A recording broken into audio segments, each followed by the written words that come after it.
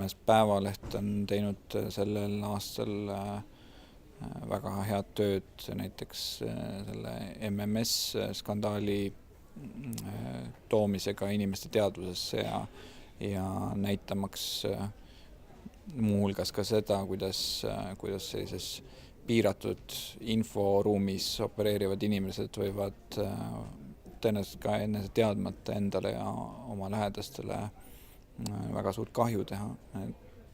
Ja ma arvan, et ajakirjandus peabki rohkem otsima seda laadi lugusid. Minu arust see näitab esmaselt seda, et me elame infost ülekülastunud ühiskonnas, kus meil on lihtsalt nii palju asju, mille seast tuleb mingi valik teha, et me ei ela enam infoühiskonnas, me elame mingites andmete ühiskonnas, kus sa pead ise valima, et see nüüd on kvaliteetne kild informatsioon ja see teine ei ole ja seda valikut on üha raskem teha.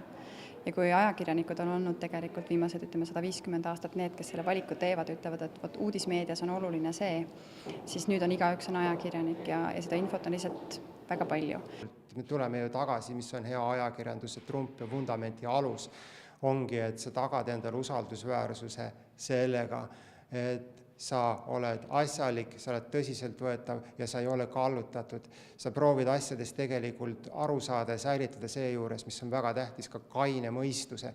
Et paljudes küsimustes on kaotatud tänapäeval kaine mõistus, kuna elu on muutunud niivõrd ideoloogiliseks. Kõik need võitlusliinid on niivõrd värviliseks muutunud selles mõttes, et ei räägita enam faktidega, vaid räägitakse ideoloogilistest kaevikutest. Ja muidugi sotsiaalmeedia kanalite tõus, mis omakorda tähendab seda, et kui minu sõber seda soovitab ja veel tema 150 sõpra seda soovitavad, siis it must be good, ehk et see on hea.